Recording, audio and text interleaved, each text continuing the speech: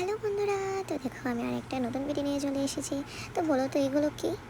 হ্যাঁ, এগুলো হলো শূকরের মাংস, আই মিন পর্ক। এটা আমার খুবই ফেভারিট। মানে আমি কোনো এক সময় ফেভারিট ছিল, এখন আমি খাই না। মানে ওই খেলে এক দুই টুকরো, আর বাদ বাকি বাড়ির সবাই ভালোবাসে। তো মানে পর্কের ভিডিওটার সাথে একটা মানে ব্লান্ডার হয়ে গেছে। তো দেখো একদম ডাইরেক্ট পর্ক কাটার থেকে ধরে আমি একদম ডাইরেক্ট চলে এসেছি এই মাংস সিদ্ধ করা অবস্থায়। যাও মানে কিভাবে মাংসটা সিদ্ধ করলাম এটাই দেখাতে পারলাম না, যেটা মেন টিপস, মানে শুকরের মাংস তেল না গলার উপায়।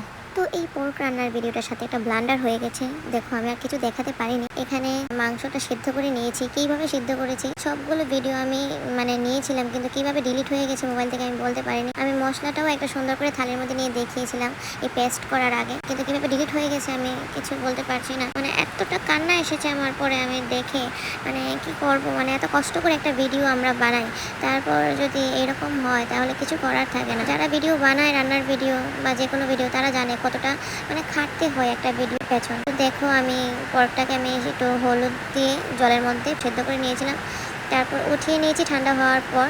তারপর যা যা মশলা লাগে সব দিয়ে দিয়েছিলাম, জিরে ধনে, তারপর লবণ, তারপর হলুদ, তেল। আর পেস্টটা যে দিয়েছি ওইটার মধ্যে ছিল আদা রসুন, তারপর পেঁয়াজ, তারপর গোটা গরম মশলা, তেজপাতা, সবগুলো দিয়ে আমি সুন্দর করে ভিডিওটা করেছিলাম। আর তারপর কড়াইতে তেল দিয়ে দিলাম, তেজপাতা দিয়ে দিলাম, তারপর এখানে দিয়েছিলাম গোটা গরম মশলা, যেটা আমি তোমাদের দেখাতে পারছি না কারণ ডিলিট হয়ে গেছে পরের ভিডিওটা, কারণ আমি শর্টকাটে স্ন্যাপ নিয়েছিলাম। আর কীভাবে ডিলিট হয়ে গেছে, এই যেমন এই ভিডিওটা রয়ে গিয়েছিলো তার জন্য অ্যাড করে দিয়েছি। তারপর দেখো মানে তেলটা গরম হওয়ার পর আমি এই মাংসটা আমি ঢেলে তারপর একদম সুন্দর করে আমি ভিডিওটা করেছিলাম, ঢেকে ঢেকে কষিয়েছিলাম। পুরোটা রান্নাই আমি জল ছাড়া করেছিলাম, একটুও জলের ব্যবহার করিনি মাংসটার মধ্যে। তো এখানে ছিল আরও ভিডিও, তো এইগুলো ডিলিট হয়ে গেছে। তো এই ছোট ছোট ভিডিওগুলো আমার কাছে রয়ে গিয়েছিল। তো এটা দেখো রান্নাটা হয়ে যাওয়ার পর এই ভিডিওটা ছিল আমার মোবাইলে, তো এটা আমি এখানে অ্যাড করে দিয়েছি। মানে একদম হালকা হালকা করে আমি এটা কষিয়েছিলাম, একদম অল্প আছে, আর তেলগুলো একটু গলে যায়নি। মানে এইভাবে রান্নাটা করেছিলাম। যারা বলে শুয়োরের মাংসর তেল নাকি মানে গলে যায়, এখানে ছিল অনেক টিপস। শুয়োরের মাংসর তেল একদমই গলবে না, দেখো এখানে একটুও গলেনি। কিন্তু ওই যে ব্যাড লাক, যখন আমি এডিটিং করতে যাই দেখি মানে ভিডিও নেই আমার মোবাইলে, মানে বেশিরভাগ ভিডিওই মানে ডিলিট হয়ে গিয়েছিল, কারণ আমার আউট অফ স্পেস হয়ে গিয়েছিলো যেন আমি, যার জন্য আমি ডিলিট করেছিলাম। আর আমার দ্বারাই ভুলে বলে এটা ডিলিট হয়ে গিয়েছিল। তো ঠিক আছে, আমি পরের আরেকবার আমি রান্না করে দেখাবো।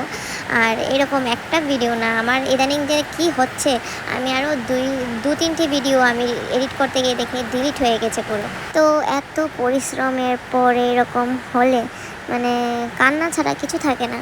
ননস্টপ একটা জায়গায় দাঁড়িয়ে ভিডিওগুলো আমি করি।